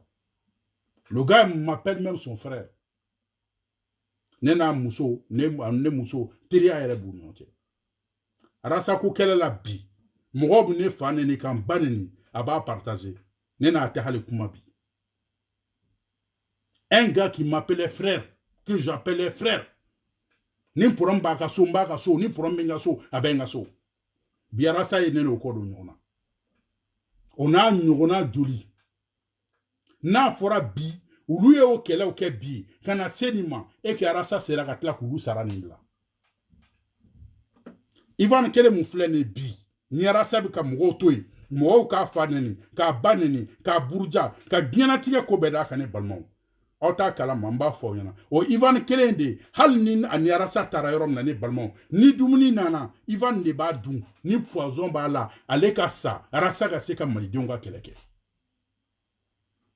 aw be kon ya me afora ka rutara hali aéroport la machine kasira Ivan nana ka fukale ta de valzier o ka uno asoro ni dokele ka arasa janfa ale ka ta kasola horan bi temoka Nous ne pouvons pas Ivan la gosi ko Ivan tiye nyamade ko Ivan ye jakuma Ivan donata borata meneti digaola parce que moi femme fait bien que quand on se der là a be compter mais moi mon ko se der là awala bede arasa ka video be imboro feneka arasa be ka fo oya ye mikla kana parti ni tige ka bla malideu o be na jerem na la men abika préparer parti ni législative banatisa dialogue national et moufo révision constitutionnelle phénoménale warasa kele ni fene talendo u bolo tuguni jonde ana kuna ale mu bora ka fo kante abana ko ka fo article 118 bi violé ka gina tige kuma be fo atara république mbora ka video mbata mbabla arasa be ka fo ko hali révision constitutionnelle kono ko na sona mali de ngana fo ka lu islam tuguni ko PDA de bo kono abika fa ayere worofa abiko attaquer o ni beka Mogo munu kumbe république a don aw se ka kuma fo mikla kana mina parti blay am fere minila ya fura bi soro ila alatime o jama kelen kono muso do ito jamana arasa be ka fo révision constitutionnelle donata nan sonama adonata borata amay malidewma muso be ka fo he arasa ala khani changer ako muso ma ko mu kese ko o te ale arasa de kese ko muso ba ale do ale arasa ti yele made o la ngo kele yere madame le folo Abfori makokuma flafo bela jele bado ne ebeka kele en révision constitutionnelle la wolo so de munu be arasa no fe o be photo ba mbolo ya am tara kata bloquer rouge do katanga ku ambassade la ya dongo do arasa ba blanc giri am tara consulat la am tara ambassade damne ka marché ni fionke ante abana aduna ta borata nganti ku mo kurani numa de mo kurani nana pasne tulu jate munu yera be ka bo kanela gosi ayo ji jate amena tlaga photo bebla ambe bi uruzila ambe jole no kaneto sidere kono sans exception auto miri sidere mo koro munta kono ambe ko ante abana ayo préparer ko de horonya yi na ko sisa nga ansona chugodi ariye argument jumere kun folo no asoro no argument ke san folo ambe ko ngo ansona ka foko ante abana ko parce que l'article 118 allait violer mali constitution kono ko no asoro na bi révision constitutionnelle ke mali dembe de keleye bedi ka kanga nyinga dalakana ni voti tseka ke ube ni mankam bi yoro dola mali dendo tseka nyinga dalakana ko révision constitutionnelle tseka ke parce que suna ke ba foni do jara ha kakila est-ce que rode wila kaka bafuna ka na fiya bafuna do asena kaka munafagi samara do asena kaka eskoro bere mne kata do beka nan sona PDA de bakono nan sona aduna ta bolata o video kelen ngona bembula avec hal mamudi ko la gosi au vidéo kelen kono arasa en train même de nous expliquer le commerce triangulaire. Commerce triangulaire est jumé ça va avec à les religieux et on est jamanadéon les électeurs on est gouvernement avec les fins le commerce triangulaire ko hali kafo ko waye ko mo wulile no ko parce que gouvernement et religieux ou ka quota de tigé ou ka zansu de la ko wulile no mangana kuma chama ko dilli buni gouvernement ni religieux ni yonche religieux bina ni ne sila menyoye adona ta boratan pendant ce temps gouvernement bi marché ni fin douma ou lu fena taka tuka jamao ta ko kata di religieux et gouvernement e ube candidat do mo ka votila kuba fo wi ne sila men bayde anga tuguni ko ni banga herefe ay de men san ko tere ku business nyongoni do soufla fait o religieux kele ou no o candidat kele ni business gene balmo nimbe sur la révision constitutionnelle là arasa révision constitutionnelle on ta fibata parce que nta fitata de parce que foi maloti la fente dien kono mum barnena depuis e sera kana coronavirus ita ka fo kibina aya e sisa mbuntelim daraka sa affiliation binyaba la direct la avec a essayer ka gouvernement ta indirectement système mununga kanga ke parce a tisse foi la jamana jomana ke ka fo médecin be yani médecin ga se ka bo gouvernement ga se ka médecin yana ma sara médecin mununga kanga se ka bo ka fo mali dewni coronavirus bi chogodi an kan a disposition du meta gouvernement kelen ga tani saraka den lita mu te foi kalama ou ka information bebe bo réseaux sociaux ça fait ou ka information bebe Google aya la mere na ma wi ka fo ko Trump tara États-Unis ko ka fo ko mobile dlana ou ka aspirateur ou dla abena malila way aw fene gata ni kata aw fene renseignement be flé de ne balmo ou babna ma français ouais société d'obé obi parfum de là 600 obi ka gel de là aduna ta borata mali gouvernement koké c'est très bien c'est une proposition on t'encourage mais est-ce que mali deu a aucun fait arasa est dans son élément du coronavirus ko era il pouvait continuer casser ka mo sensibiliser mais gouvernement kanga mo su du embaucher pour que mo munum se kana ka mali deu sensibiliser Hollande ko newe ni gouvernement gauche est-ce que to bitola on y avait une belle mais on te comment parce qu'un mot faut en te faire que du coup ça va les réseaux sociaux ça fait en te fait un fanga musiki quand on sait qu'à blau fanga là mais mot faut révision constitutionnelle quoi na da jara muna jiru muno mabalma horonya mbado malila horonya ka horon ka dogon parce que horon jamu di ban bela mais bekele do ka ke wolo soyi mbado mali kono muga munu bora kante abana anya ye wa munu yere kumanya fa do yere kara ministre déjà pour que luga se ka positionner folo muso do kumbe munu muka keleke biru taratuni kata do gouvernement fene kono utara ministère ula arasa munu be dabara ba we ayo la réseaux sociaux kan munu be ni mugo doni bula me utale no ka marché ta ka duma pour que na se ka keleke Amba bekalama système fait bika kela duguma kana nous sommes au courant de tout makado ka fo malide nyumo malide munu benu tay faso koe malide munu benu kuma mfo ka combattre nous tu bo kuma kelen ka obuna o jolin soranye ni ala ni kera son ancien anos sinon bado arasa konte amolo atala atintaro de pas les sonaka malide bla ka mana kanfo ka se ka gouvernement ka responsabilité située saradon de parler à faux, quoi oui, quoi élection élection à mais condition de nakangata, à kanga moumou accusé à descendre pour l'accuser dépôt donné à déposer. À te faut que, comme nous balnena, parce que ne comptadon, wari se ka diara made. Ne tadon, togo se ka diara made. I yere bi dugu mun kono, i bab dugu mun kono, i fab dugu mun kono, i teru be, i balmon be, et que tu peux envoyer tous ces gens-là à la boucherie pour soutenir quelqu'un du war kama, dépôt donné sara. Débat de révision koka dogola. Mais abena moloya mi révision constitutionnelle là atina on soro depuis a départ wala départ ada ba ada bamuna kono atina moloya mu soro abuno diye abuna yi ale de bora kale ka horonya ale ka dambe ni ba do ka foko mu révision constitutionnelle ni kono ke ti se ka mali don blako ka voter ni révision yi parce que ko mali dambe tie ba kono mali ka halala ya bi bo kono abeka genatie kuma be fo ko na so na ni révision ka ke ko ya bané de ko ibe ka de bigi cour constitutionnel président sigi ibe ka de cour suprême président sigi abe ka fo choum na abe ka fote sena manana adonata borata mogote sena na milliards di bina tola mali assemblée la folo barati kuma chama heme mbalmo ngor la nga tab mais c'est pas la peine ne mu fa dro horonya kilin jo bala kuma kilin fo ka vidéo la fois passée mais peut-être absega ke atemna mali donc cloka bi baba kabara duna sega kan o kuma ye juma ne balmo jo bala ko horonde o la baye ka fo buta mo ka vidéo tigelen tagana pour que uluka gidi minena wolo so deyam na dro flana ga sega sorala jo bala ko kedi ya fo onyana ko ibe katise jo bala ko kedi ya fo onyana ko Soumaïla des changements jo bala ko odoni biche Soumaïla m'a président, a m'a ministre, a m'a député, a m'a maire, il était déjà député. C'est-à-dire a ma fonction kura fo isoro mon compta bolo. Ko bi e fleka botuni ka Soumaïla kine la gauche. La logique est où dedans? Juste pour soutenir Ibeka aujourd'hui et son gouvernement, le gouvernement de Boubou, qu'il a traité de voleur, le gouvernement de Boubou, qu'il a traité de malhonnête, le gouvernement de Boubou, qu'il a traité de façon de Djougou, le gouvernement de Boubou, qui a dit qu'il faut que Koronko Mali Bidam ne là. Ko Boubou Mouye marché a dit à Dorokema, Baden Dorokema, 4 milliards aujourd'hui, jusqu'à Soumaïla humilié, avec quoi les soutenir. Koronya Bemi, ni cédère be malo. Awa kanga se ka fuka mo fula mo ka kuma fula ta ka da nyona wa mo la nyafo ngomba ufamu au hina de menela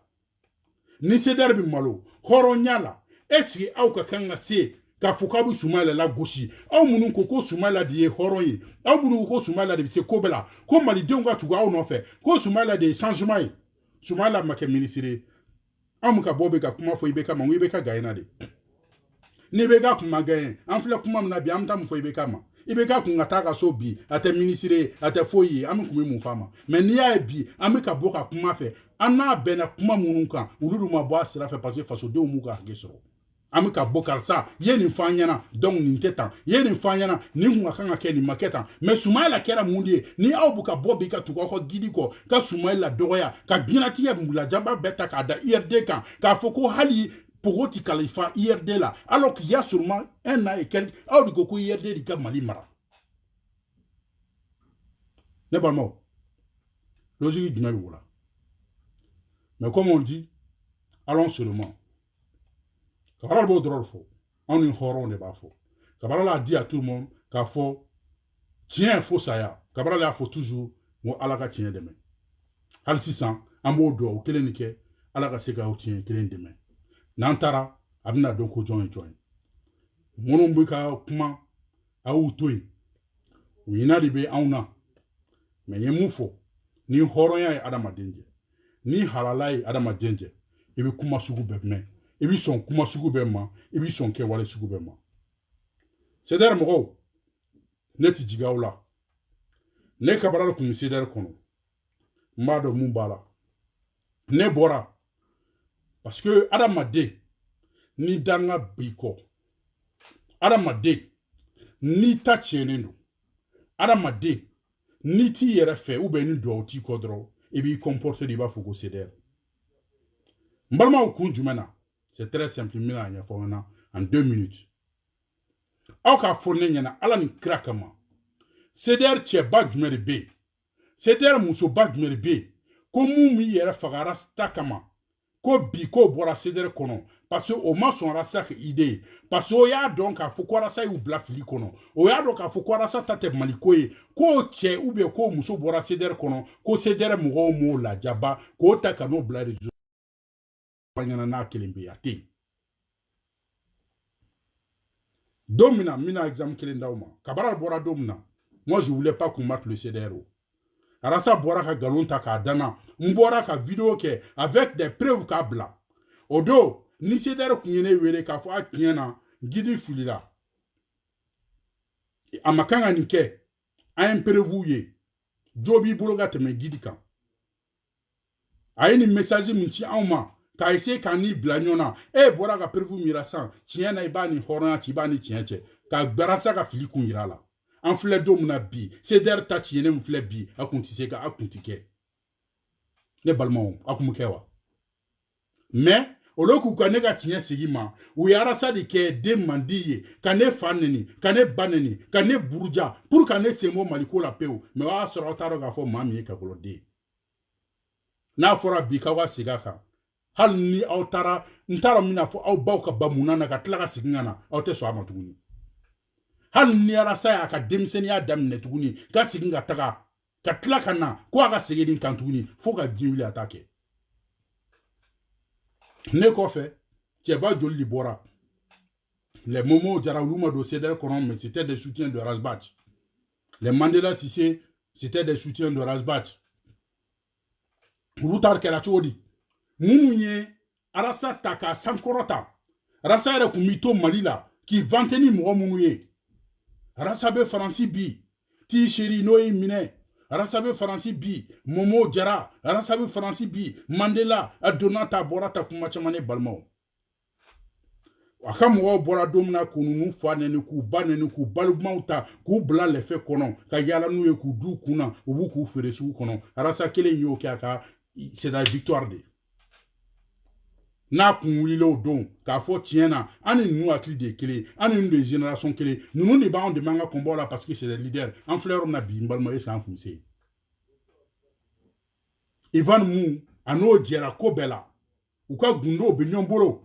Ivan y'a muso perdre a kama k'a ka famille perdre a kama k'a ka vie perdre a kama Ivan y'a dɔn don na k'a fɔ k'a ta tɛ Maliko ye yan'u ka bɔ ka Ivan fɛnɛ na faamu mɔgɔw bɔra Ivan fɛnɛ nɔfɛ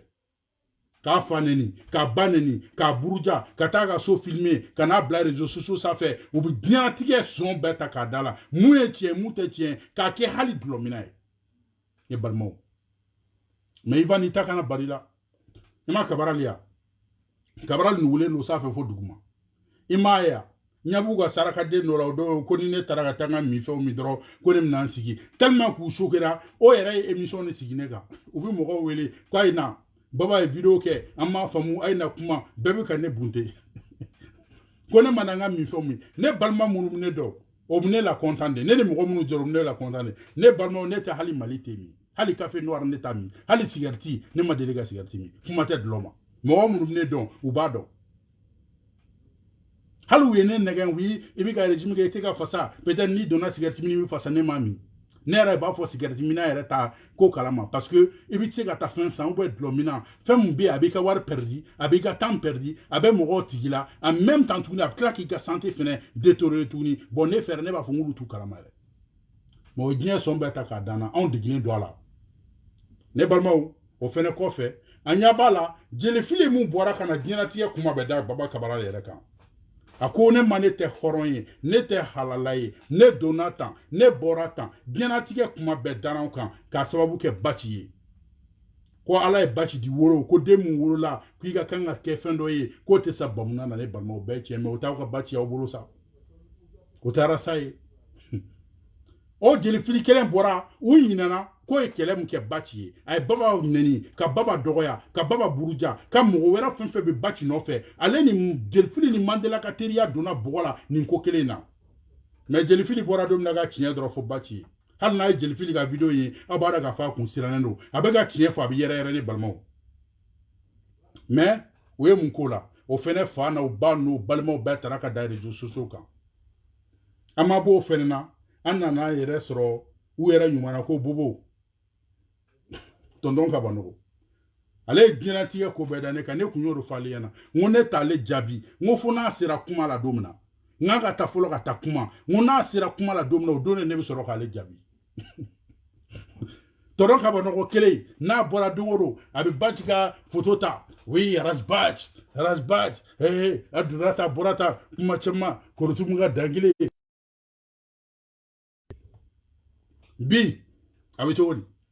o tonton Kabanɔgɔ kelen min filɛ n'u bolo lɛfɛ kɔnɔ bi k'a kɛ a ba sinamuso sago ye k'a kɛ ka diɲɛ sɔn bɛɛ ta k'a da la mun ye tiɲɛ mun tɛ tiɲɛ ye mɔgɔ min ye kɛlɛ kɛ Rasta ye ka diɲɛlatigɛ ko bɛɛ da ka mɔgɔw dɔgɔya Rasba ye tiɲɛ hali k'a da ne na k'o don tonton Kabanɔgɔ de y'a da ne na bi a filɛ nin i bɛ cogo di bi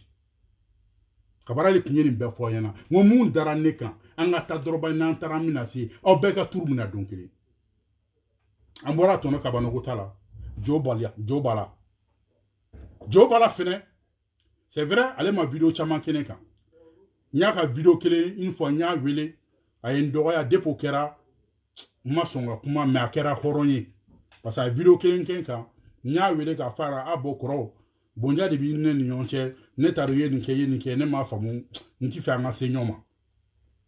dasago fɛn fɛn b'a bolo a y'a bɛɛ fɔ ma mais en réalité n t'a dɔn ni mɔgɔw de tilara k'a lafaamu wa ni mun don a ma segin a kan o don fo bi jo bala ma vidéo kɛnɛ kan n yarasa gosi ka diɲɛlatigɛ fɛn bɛɛ kɛ a ma se ma a sɔnna a ka hɔrɔnya ma a y'a to yen mais a ye vidéo kɛ mɔgɔ wɛrɛw kan a ye gouvernement gosi ka diɲɛlatigɛ ko bɛɛ da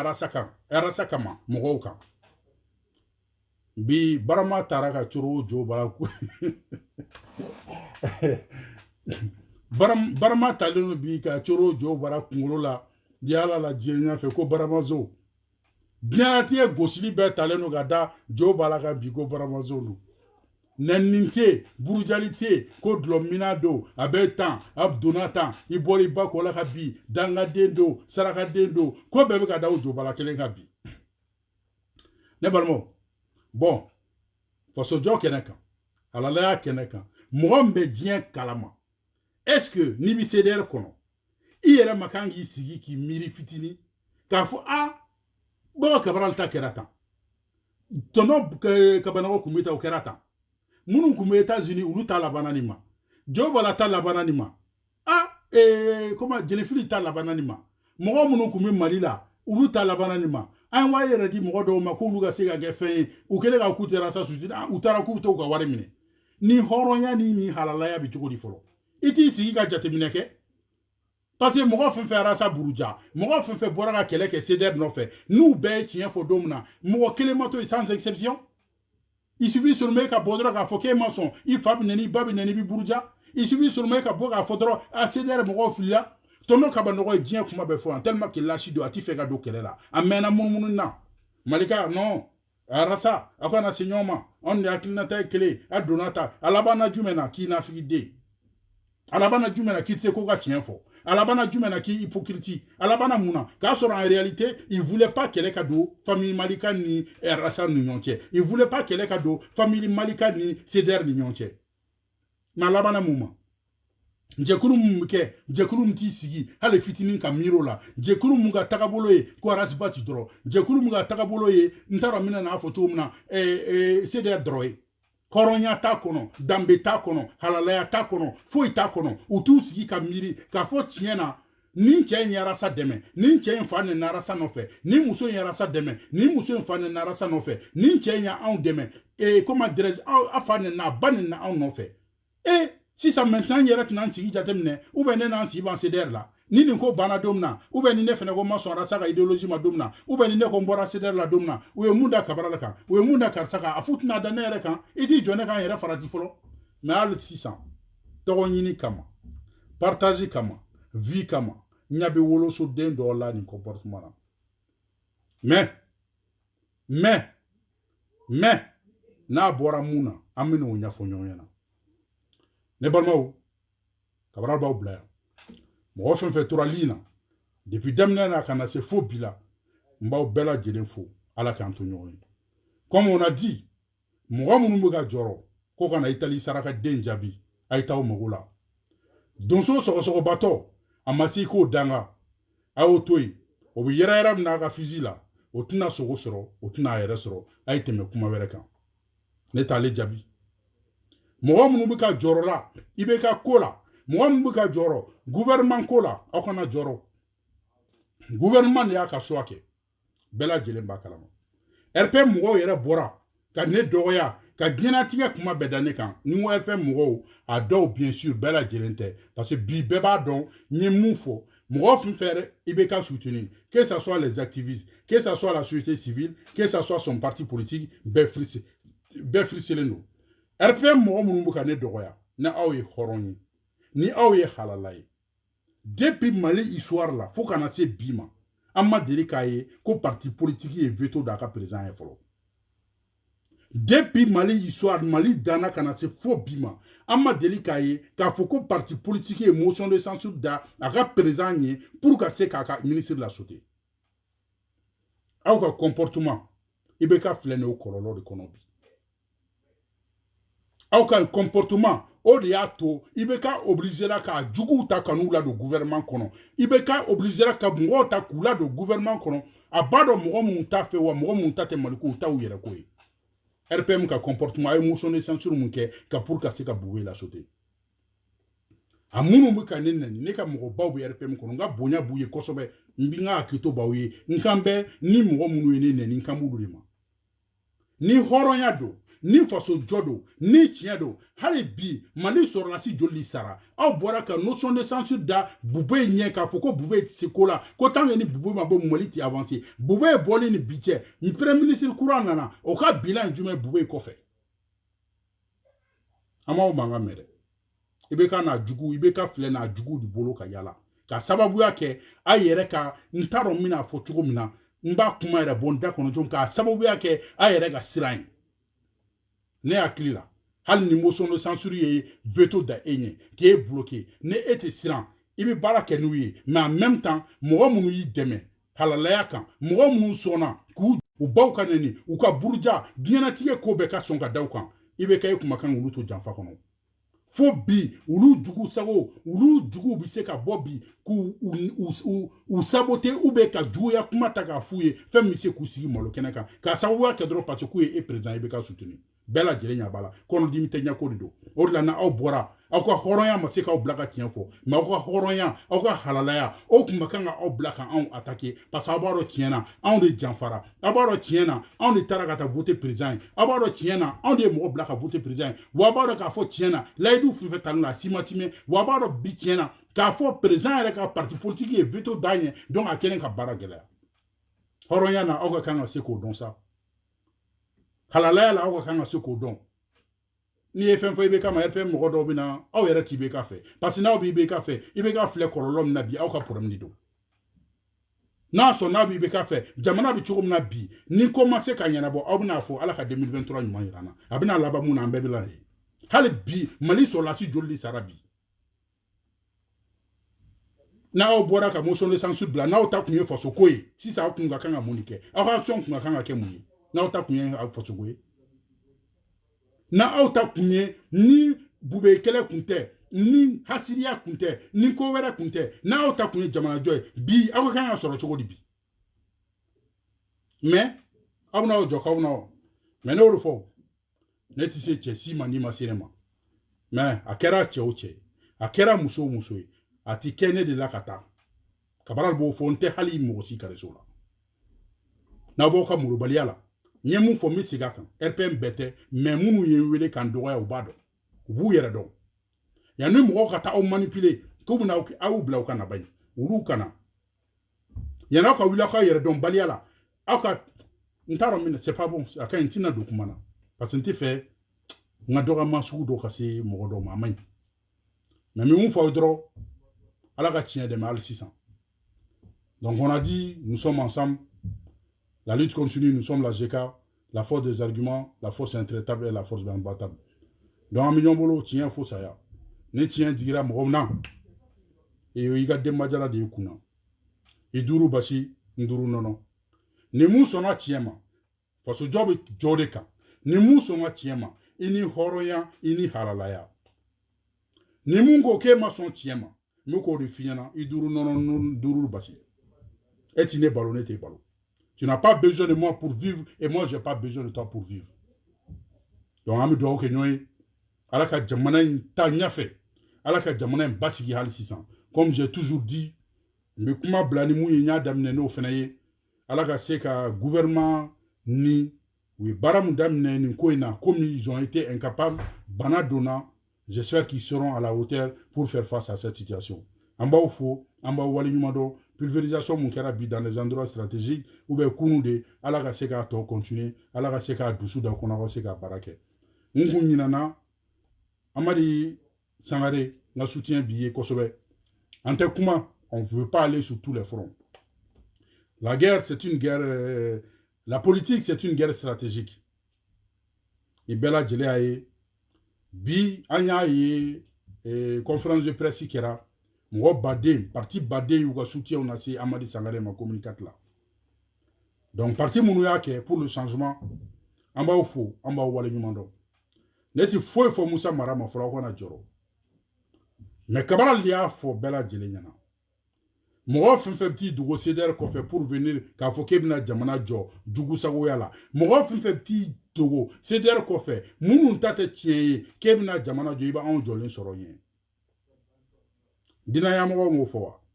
Mali halaladenw bɛɛ m'o fɔ wa ko n'u y'a dɔn mɔgɔ fɛn fɛn kelen k'i dogo arasa kɔfɛ ou bien CDR kɔfɛ fo ka diɲɛ tɛ jamana in mara ɲɛna yan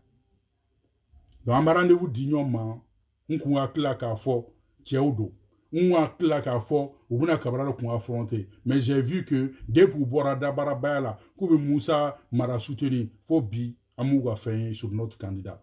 donc autant bila an ka kɛlɛ kɛ nous sommes déjà en pole position nous sommes déjà favoris donc aujourd'hui nous sommes avec l'RPM nous sommes avec l'ADEMA l'ADEP Maliba parti Sadi le CODEM l'association Kaoura le Renouveau n tɛ se k'a fɔ a ka ca le parrainage oni a ɲɔgɔnna caman n se ka bɛɛ tɔgɔ fɔ ni nana mɔgɔ min ko n ka kito baw ye franchement aw ka yafa ma ni nana aw tɔgɔ kɔ mais n b'aw bɛɛ lajɛlen fo n b'aw bɛɛ lajɛlen waleɲuman dɔn pour votre soutien à Amadi mɔgɔ minnu bɛ ka bɔ la ko publication kɛra Amadi kan ko zon kɔrɔ don dɛ a ye kaso kɛ dɛ ou bien ko publication kɛra Amadi kan ko k'a bɛ Mali armée de ɲagami an bɛ dugawu de k'aw ye aw bɛna an kɔn kiti min na Ala k'a nɔgɔya aw ye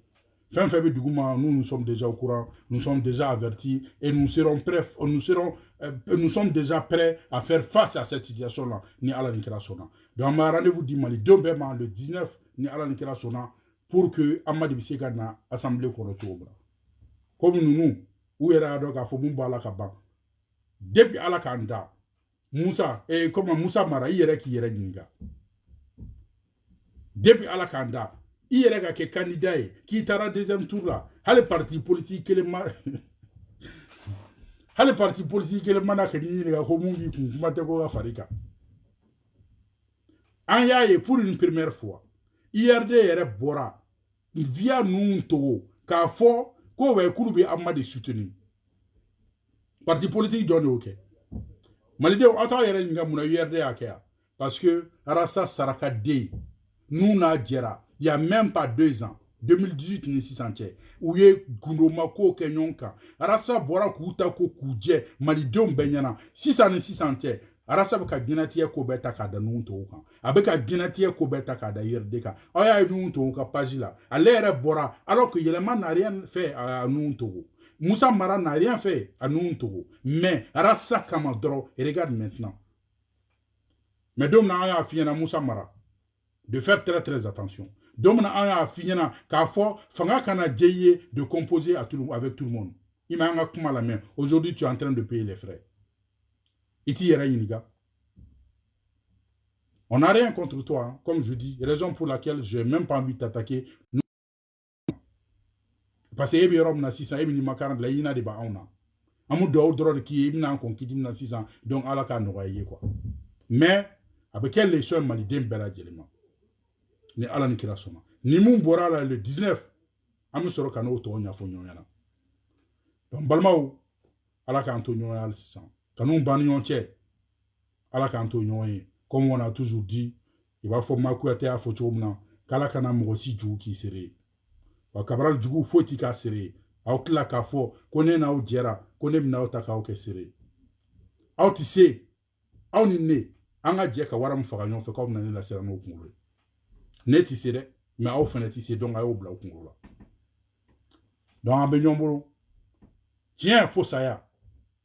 Horonya oube fouille, dambe fouille. On est Jekai, Anteta ou Matanti. On est Jekai, une seule conviction. On est Jekai, un seul repère. On est Jekai, n'y a qu'un on a droit en bas qui là. On est Jekai, en ta faute, si maganité. Horonya di temple la drokodo là. Donc, Balma ou à la canton,